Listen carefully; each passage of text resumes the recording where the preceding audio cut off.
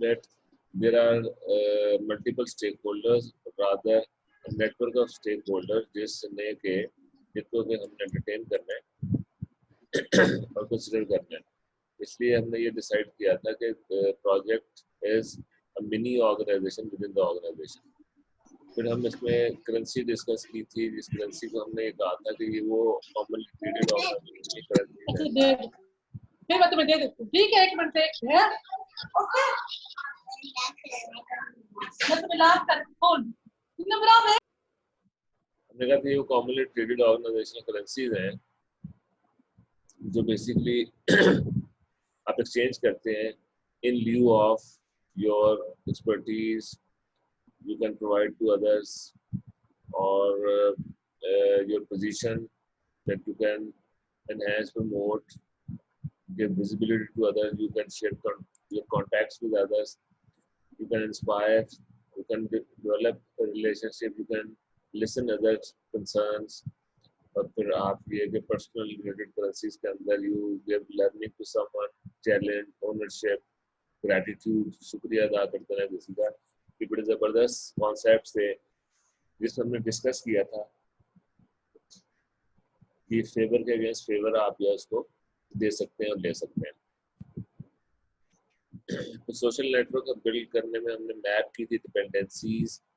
फिर हमने कहा था स्टेक होल्डर्स का पर्सपेक्टिव क्या और क्या डिफरेंस है, किस करेंसी को यूज करना है. फिर हमने एक एग्जांपल डिस्कस की थी सॉफ्टवेयर की, जिसमें जो आईटी मैनेजर थी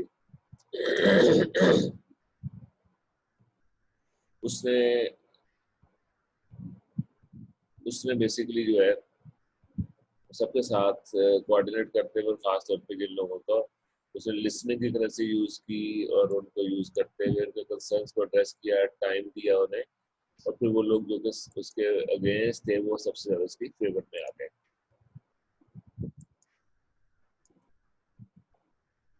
फिर हमने मैनेजमेंट के डिफरेंट पर्सपेक्टिव डिस्कस किए थे.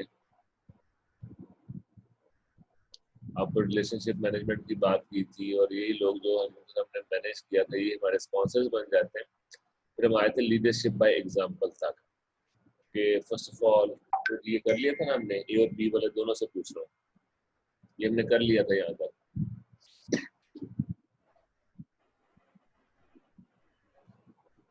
मुझे हमने यहाँ तक कर लिया था ना. यस सर, कर लिया था. ठीक है, तो ये हमने डिस्कस किया था कि ये हमारी मल्टीपल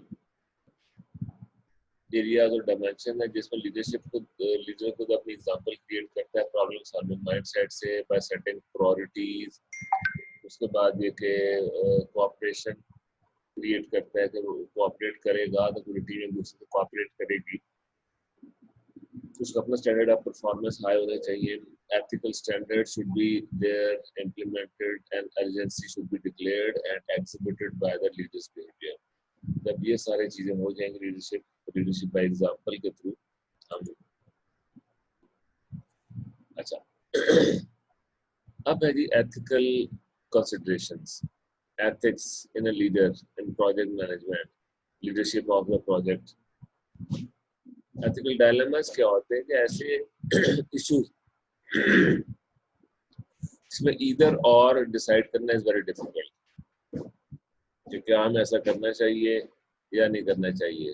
तो एथिकल डायलेमा वहाँ पे आता है जहाँ पे दो चीज़ों के बीच में कॉन्फ्लिक्ट आ जाए कि हमें क्या करना चाहिए. एक तरफ आपका एथिक्स ये कहते हैं कि ऑर्गेनाइजेशन से आपकी एसोसिएशन और loyalty should be up to that level कि आप उसके लिए काफ़ी कुछ आपके मतलब करना चाहिए. लेकिन एट द सेम मोमेंट आपको कुछ इंडिविजुअल लेवल पे जो आपकी एथिकल कंसिडरेशन है वो ये कहती है कि नहीं जी हमें जो है वो एथिकल होना चाहिए. अगर ऑर्गेनाइजेशन के ब्राइब करके आओ तो हमें ब्राइब नहीं करना चाहिए. कुछ लोग कहते हैं कि ऑर्गेनाइजेशन का कंसर्न है, अगर जरूरी है रन करने के लिए बंदा मजबूर कर रहा है देने में कोई हर्ज नहीं है. एक बंदा कहता है कि मैं तो नहीं दूंगा, ये हराम है और ये गलत है. तो ये इस तरह की चीजें जहाँ पे दो चीजों और डायमेंशन डिसीजन के बीच में कॉन्फ्लिक्ट आ जाए. दूसरे कहा कि ethical dilemmas में situation where it is difficult to determine whether conduct is right or wrong, padding of cost and time estimates. ये क्या चीज़ है. तो लोग क्या करते हैं कि जैसे मैंने पहले भी एग्जांपल दी थी जब हमने एस्टिमेशन वाला चैप्टर पढ़ा था कि लोग अपने एस्टिमेट्स जो हैं पैड करके बताते हैं, मींस कि उसके अंदर उन्होंने क्वेश्चन रखा हुआ होता है कि ये क्वेश्चन है, इतने दिनों का क्वेश्चन रखने के बाद उन्होंने एस्टिमेट्स बताने हैं। क्वेश्चन रखते हुए जब बताते हैं तो ओवरऑल प्रोजेक्ट का जो टाइम है बड़ा एग्जैजरेट होकर हमारे सामने आता है, ठीक है।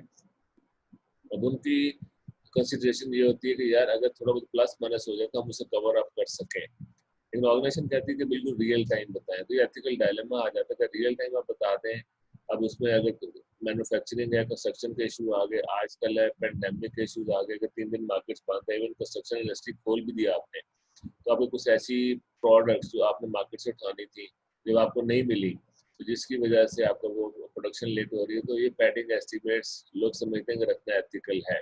लेकिन जब हम दूसरी तरफ देखते हैं तो ऑर्गेनाइजेशन कहती है कि अनएथिकल है तो ठीक है, ठीक टाइम बताएं। एग्जैजरेटिंग पे ऑफ्स ऑफ प्रोजेक्ट प्रपोजल, जब भी किसी प्रोजेक्ट को हमने विन करना होता है तो लोग उसको बढ़ा चढ़ा के बताते हैं, फिर इसके बड़े ज़बरदस्त रिटर्न है, और वो जो बढ़ा चढ़ा के बताना है ये ऑलमोस्ट हर जगह पे एग्जिस्ट करते हैं। फाइनेंशियल इंस्टीट्यूशन में जब आपने किसी जगह पे कोई फाइनेंशियल एड लेनी है तब भी इन चीज़ों को जो है एग्जैजरेट करके बताया जाता है। अभी एथिकल है या नैथिकल है फिर भी बात ये डायलेमा है, आपको डिसाइड करना है कि अगर आप नहीं बताएंगे, अगर थोड़ा सा ऊपर रख के, तो लोग उस प्रोजेक्ट को प्रेफर नहीं करते, उनके आते हैं क्योंकि ज़्यादा सोच सोच के खराब हुई, कि ज़्यादा बताओगे तो वो सेल होगा।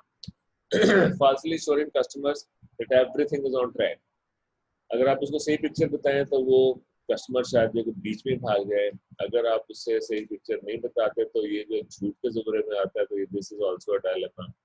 Being pressured to alter status reports, ये हमारे साथ भी होगा, सरकारी और खास तौर पर एनजीओ सेक्टर जो है, international INGO, world bank, UNDP, इतने प्रोजेक्ट्स लाते हैं ये लोग, तो उसमें वो कहते हैं रिपोर्ट्स अच्छी होनी चाहिए, ऑन ग्राउंड चीज़ें ठीक है नहीं है। ये बड़ा कैटेगोरिकली कह रहा हूँ कि अक्सर जगह पे प्रोजेक्ट में कहते हैं ऑन ग्राउंड चीज़ें कॉम्प्रोमाइज़ हो सकती हैं, रिपोर्ट में बिल्कुल नहीं, क्योंकि अगर रिपोर्ट आपने ठीक नहीं बनाई तो आगे से एड भी नहीं मिलेगी, लोग विड्रॉ कर जाएंगे, आपकी ऑर्गेनाइजेशन को बिजनेस भी नहीं मिलेगा। तो स्टेटस रिपोर्ट को चेंज करवाया जाता है।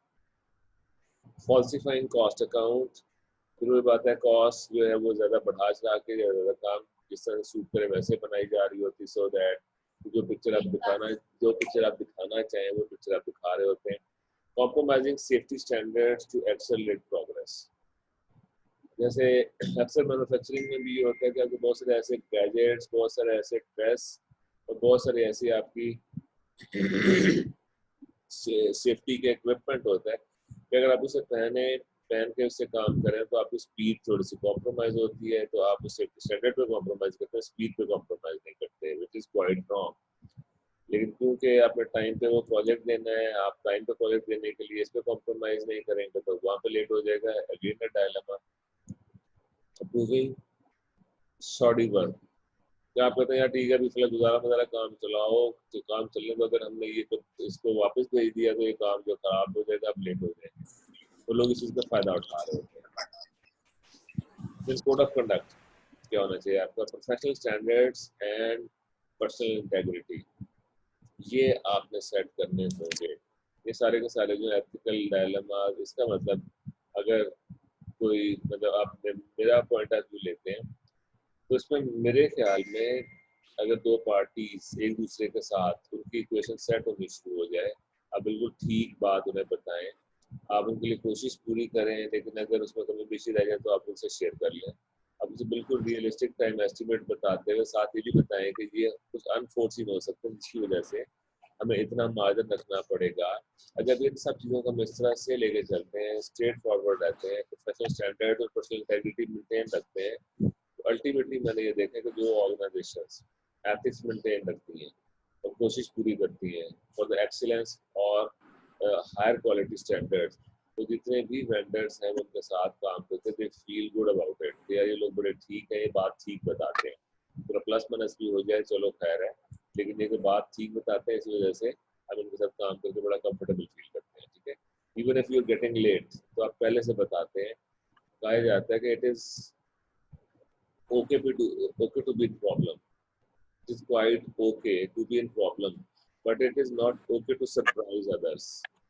तो दूसरों को सरप्राइज कर देते, तो सरप्राइज करना जो एक्सेप्टेबल नहीं है।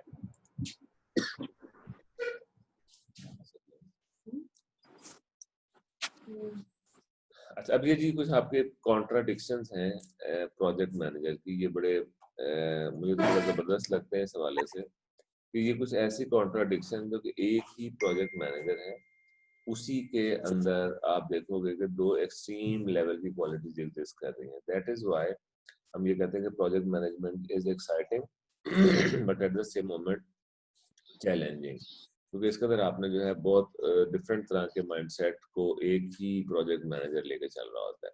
तो कॉन्ट्रडिक्शंस क्या है? सबसे पहले कि ही मस्ट इनोवेट।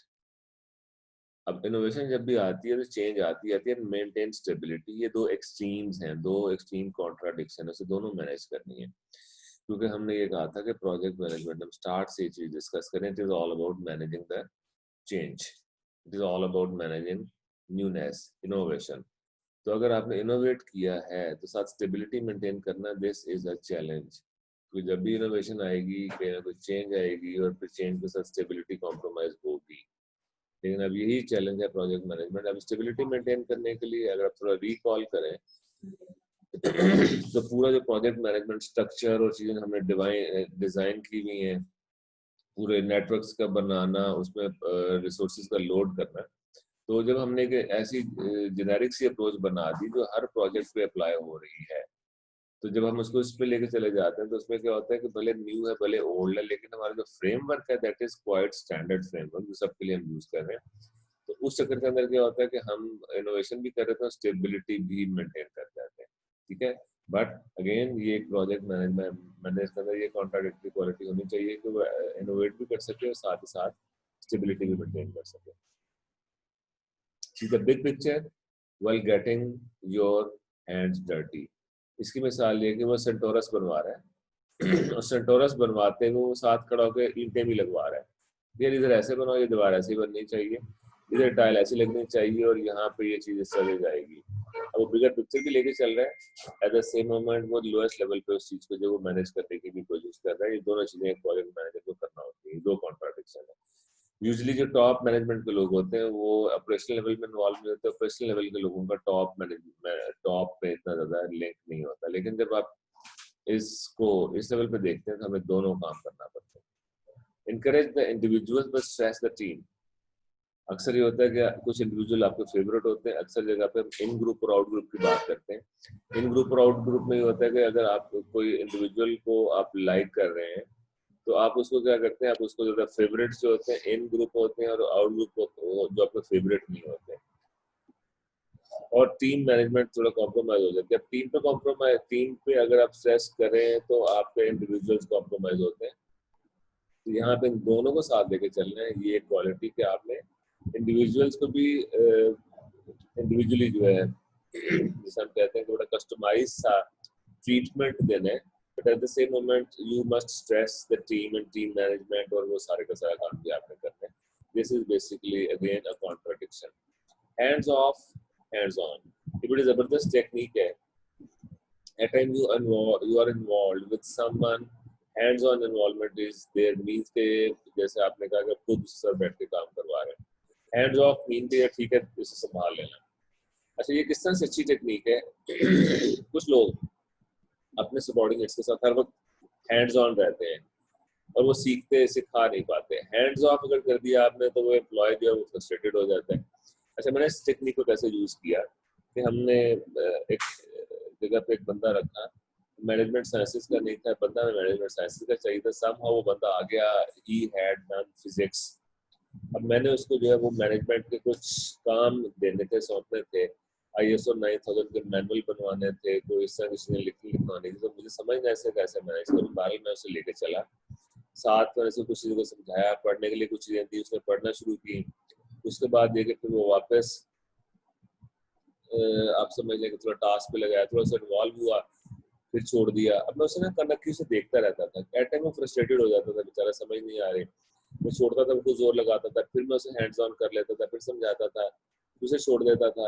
तो हैंड्स ऑन और हैंड्स ऑफ में अल्टीमेटली एक लेवल वो आया, एक वक्त वो आया कि उसने चीज़ों को इंडिपेंडेंटली देखना शुरू कर दिया और उससे ये मुझे ये कि मेरा बर्डन जो वो थोड़ा सा रिड्यूस होना शुरू हो गया और वो बंदा लर्न करना शुरू हो गया। तो हैंड्स ऑफ हैंड्स ऑन को इस तरह से यूज करते हैं कि एट टाइम हम इन्वॉल्व हो जाते हैं और एट टाइम हम उस चीज को जो है छोड़ देते हैं। तो ये दोनों चीजें जो है साइड बाय साइड चल रही होती है। फ्लेक्सिबल बट फर्म, अब ये भी अगेन एक और कॉन्ट्राडिक्शन है कि वो बंदा टोटल फ्लेक्सिबल है, ठीक है, लेकिन एट द सेम मोमेंट वो बंदा जो है वो जब फर्म होना पड़े वो फर्म भी हो जाता है, बढ़ भी जाता है। फ्लेक्सिबिलिटी क्यों दिखानी है? क्योंकि you are dealing with the change. Firm कहाँ पे होना? जहाँ पे कोई प्रोजेक्ट की इंटेग्रिटी जो है वो। तो आप देखें हमारे में कुछ लोग फ्लेक्सिबल होते हैं, ज़्यादा फ्लेक्सिबल हो जाते हैं, ठीक। अब ये मैं अपने आप को कहूँगा, मैं थोड़ा सा इस एरर में, मतलब ये होता है कि मैं फ्लेक्सिबल होते हुए थोड़ा सा लिवरेज देते देते स्टूडेंट्स के साथ या अदरवाइज भी ज़्यादा लिवरेज दे देता था। थोड़ा सा मैंने बेहतर करने की कोशिश की कि कुछ जगह पे फर्म भी हो जाना चाहिए, लेकिन ये एक बैलेंस है जिसमें कुछ लोग जो फर्म होते हैं हमेशा फर्म रहते हैं, फ्लेक्सिबिलिटी कॉम्प्रोमाइज़ कर लेते हैं। कुछ लोग फ्लेक्सिबल हैं तो फ्लेक्सिबल ही रहेंगे, जहाँ पे फर्म होने की जरूरत है वो वहाँ पे फर्म नहीं होते। दैट इज वाई वो फिर मतलब वो जगह जहाँ पे जो वाला बिहेवियर शो करना तो वो कॉम्प्रोमाइज हो जाती है। तो प्रोजेक्ट मैनेजर को क्या करना है? ऐसे दोनों कॉन्ट्राडिक्टरी क्वालिटीज अपने अंदर डेवलप करनी है।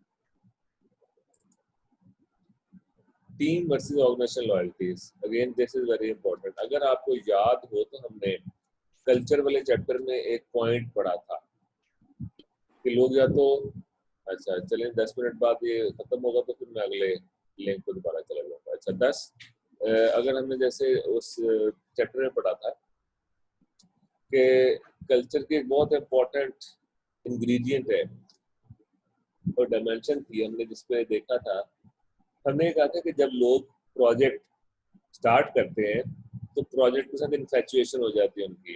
गोइंग नेटिव वाला हमने टर्म यूज की थी। ये आगे भी आएगा अगले चैप्टर में भी, इसको मैं आपको रिकॉल करवाऊंगा ये वाला पॉइंट। उनका सबका एक दूसरे का लिंकेज है क्योंकि हम प्रोजेक्ट को ध्यान में रखते हुए चीजों को कर रहे होते हैं। अच्छा तो उसमें ये है कि जब आप प्रोजेक्ट लेके चलते हैं तो टीम प्रोजेक्ट के साथ बहुत ज्यादा लॉयल हो जाती है और ऑर्गेनाइजेशन जो है उसकी लॉयल्टी बैक ड्रॉप पे चली जाती है।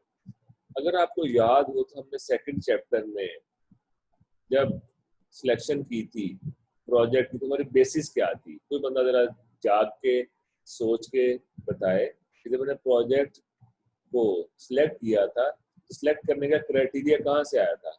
जी बताइएगा जरा।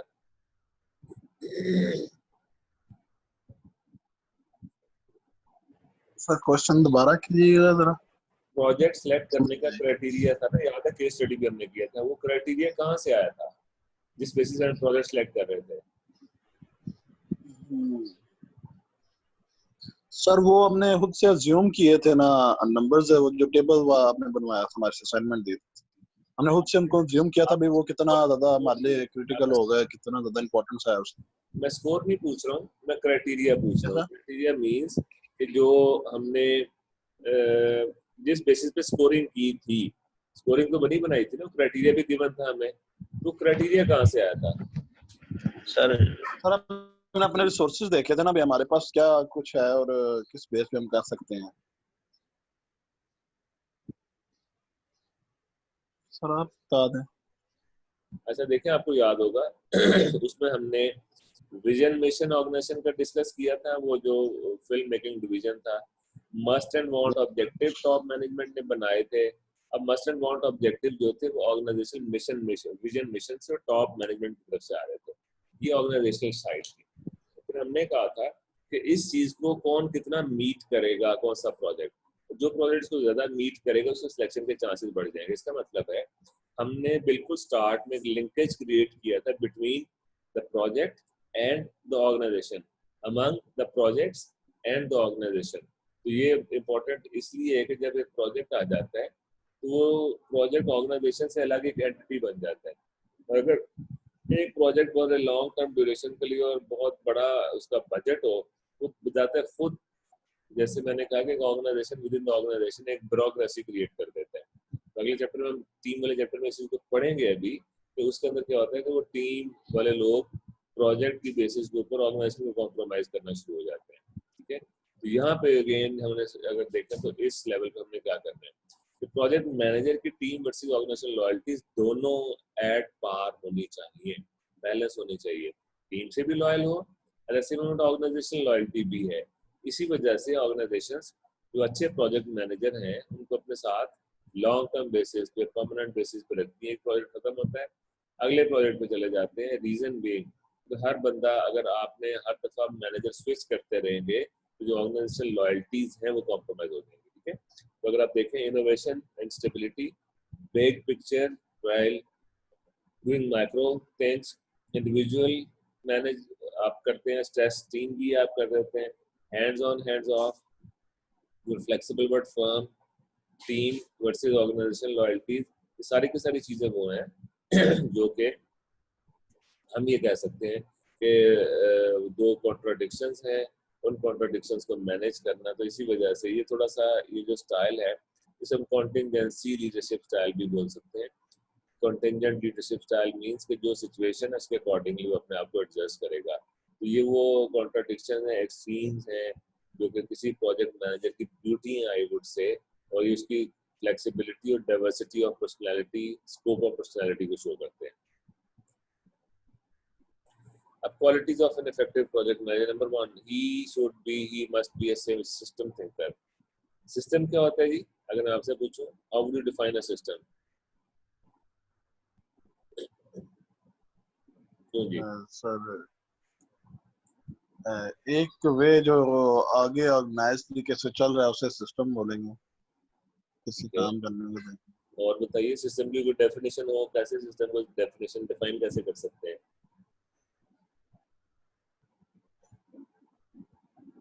सिस्टम होता है बेसिकली इनपुट, प्रोसेस, आउटपुट, ये पूरा एक प्रोसेस अप्रोच है। अब वो सिस्टम जो है ये एग्जिस्ट कहाँ करता है? किसी एक एनवायरनमेंट के अंदर। जब हम सिस्टम थिंकिंग की बात करते हैं तो सिस्टम थिंकिंग में क्या होता है? तो there is an environment in which a system exists and system is consisted of what? Thinking, जिस पे थिंकिंग हो रही हो, inputs, input, process and output. Output. ठीक हो गया? इसका मतलब है तो पूरे सिस्टम को सोच के चले, छोटी मोटी एक्टिविटी माइक्रो थिंक करनी हो, सिस्टम थिंक करो, पूरा होलिस्टिक सिस्टम को वो सोच सकता हो, समझ सकता हो। पर्सनल इंटेग्रिटी, ये इंटेग्रिटी क्या चीज होती है? क्यों जी? सर कोई आइडिया नहीं है इसके बारे में।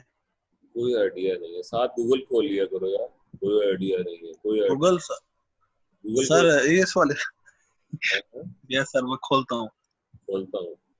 अच्छा, इंटेग्रिटी अगर आप देखें तो इंटीजर्स क्या होते हैं? 1 2 3 4 क्या इंटीजर्स हैं? क्या 1 2 और 2 1 हो सकता है? 2 1 क्या 1 को 2 या 2 को 1 कह सकते हैं? No sir. नहीं, यही उसकी इंटेग्रिटी है यार। एक बंदे की इंटेग्रिटी है कि जो वो है वो है, वो है, आज कुछ कल कुछ और परसों कुछ नहीं है। तो ये उसकी ऑनेस्टी है, ये उसकी इंटेग्रिटी के जो वो है, वो इधर उधर आपको जब घुमाए फिराएगा नहीं।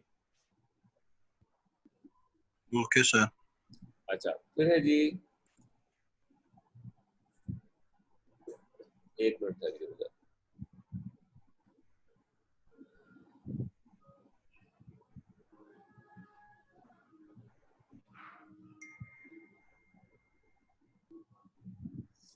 प्रोएक्टिव, ये लोगों को पता होगा प्रोएक्टिव क्या होता है?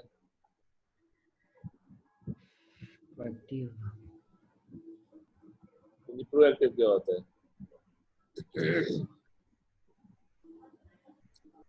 रिएक्टिव क्या होता है?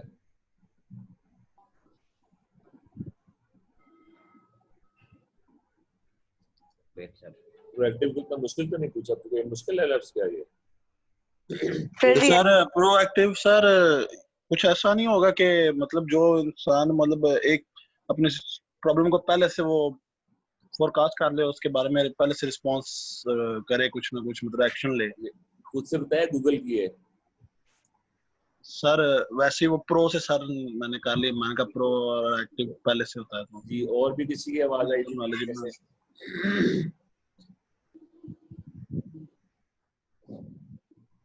जी और भी बताइए कोई।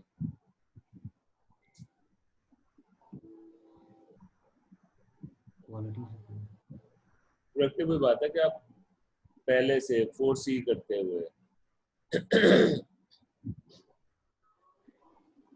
आप एक चीज को जो है एंटिसिपेट करते हुए लेके चल रहे होते हैं, और जैसे एक चीज हो जाए बाद में आप सोचते हैं, आप पहले प्रोएक्टिवली उस चीज को मैनेज कर रहे होते हैं, पहले से देख लेते हैं, फोरसी कर लेते हैं, जो है फोरसाइट आपकी जो है कॉन्सेप्चुअल स्किल स्ट्रॉन्ग है, ठीक है। High tolerance Okay, for sir. Stress, क्योंकि ये हमने बात की थी कि time is of utmost importance, that is why you have to be on your toes always। तो उस चीज़ को मैनेज करने के लिए you have to be very much tolerant to stress. अगर आप स्ट्रेस को टॉलरेट नहीं करेंगे तो वही बात है कि आप ज़्यादा देर इस टाइम में इस फील्ड में नहीं निकाल सकते। पाया जाता है स्टॉक मार्केट में और प्रोजेक्ट मैनेजमेंट में लोगों की उम्रें कम होती हैं, तो क्या फिर स्टॉक मार्केट में काम करना चाहिए, प्रोजेक्ट मैनेजर बनना चाहिए?